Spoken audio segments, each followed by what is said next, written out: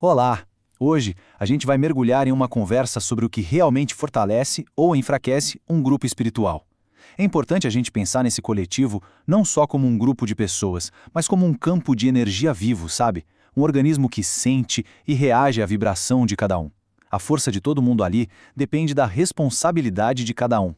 E tudo começa com essa pergunta, que é a pergunta central. O que de verdade alimenta e fortalece um coletivo? A resposta, olha, vai muito além da fé ou só da boa intenção. Ela está na maneira como cada pessoa se posiciona, como cada um gerencia a própria energia dentro desse espaço que é de todos. Para a gente entender isso melhor, vamos usar uma imagem. Pensa que um grupo espiritual, um terreiro, uma corrente, é como um jardim. Ele foi criado por uma missão coletiva, para algo maior poder florescer ali. Não é um palco para a vaidade de ninguém. E como todo jardim, ele pode ser bem cuidado ou pode ser tomado por aquilo que a gente vai chamar de ruído. E essa tela aqui mostra uma diferença que é fundamental. Uma coisa é só estar no espaço. Outra, completamente diferente, é servir ao coletivo. Quando o foco está em si, a pessoa está pensando o que eu estou sentindo, o que eu preciso, como estão me vendo. Agora, quando o foco é servir, a mentalidade muda para qual é a nossa missão aqui e como eu posso ajudar nesse propósito maior. A força de verdade nasce desse alinhamento.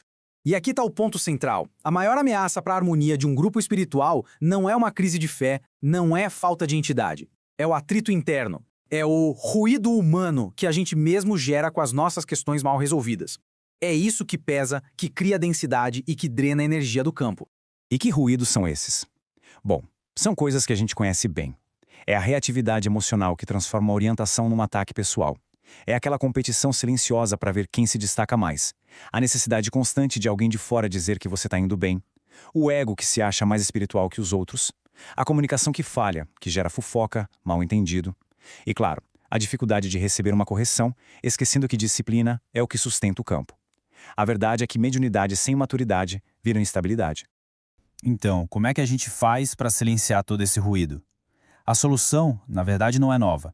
É uma sabedoria bem antiga sobre desapego e autorresponsabilidade, que hoje a gente consegue traduzir em ferramentas bem práticas de inteligência emocional. Essa ideia tem raízes muito profundas. O imperador e filósofo estoico Marco Aurélio já dizia isso, para a gente soltar a necessidade de controlar o que os outros fazem. A nossa única tarefa de verdade é focar na nossa própria conduta. É daí que vem o nosso poder. Esse pensamento antigo hoje ficou popular como a teoria Let Them, que a gente pode traduzir como deixe-os ou permita. A essência é muito poderosa. É abrir mão de querer controlar o outro para finalmente a gente recuperar o controle sobre a nossa própria paz. É uma escolha. Vamos ver como isso funciona na prática. Imagina uma cena bem comum em qualquer grupo. Uma pessoa começa a se distanciar, a se afastar. O nosso primeiro impulso geralmente é tentar segurar, querer entender, cobrar. A teoria aconselha: solte, permita que a pessoa siga o caminho dela, porque forçar alguém a ficar só gera mais resistência e drena uma energia preciosa do coletivo. Energia não se impõe, se harmoniza. Outro exemplo.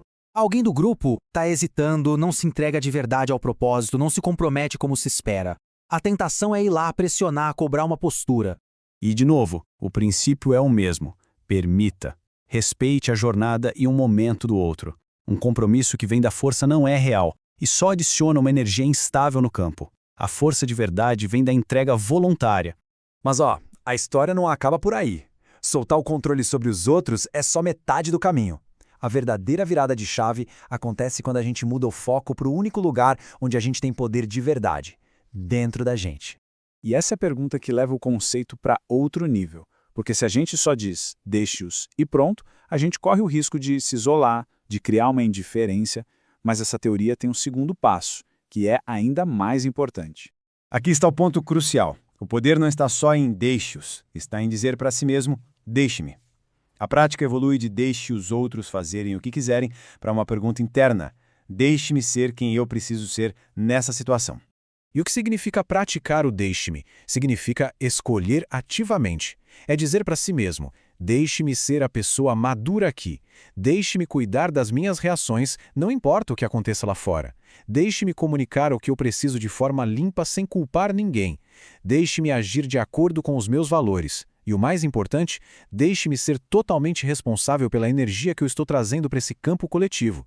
Isso é espiritualidade de mãos dadas com a inteligência emocional. E essa tela aqui ilustra perfeitamente o resultado dessa escolha. Quando a gente age a partir do ego, a nossa energia é de julgamento. Ela quebra a união. Ela corrige para se sentir superior e ela vigia para achar erro. Mas quando a gente age a partir da autorresponsabilidade, a nossa energia é de orientação. Ela fortalece os laços, ela corrige para ensinar e ela observa para poder apoiar. A diferença é gigantesca. Agora, para a gente fechar o ciclo, vamos entender como todo esse trabalho interno de cada um impacta de uma forma muito profunda a saúde do grupo inteiro. A força de um coletivo não se constrói só no dia da gira, no momento do ritual. Ela é o resultado de um esforço diário e consciente, de como a gente se trata fora do espaço sagrado, nas pequenas interações, no cuidado com a nossa própria vibração entre um encontro e outro. E essa frase, para mim, resume tudo. Um grupo que é forte de verdade não é um palco para uma ou duas pessoas brilharem.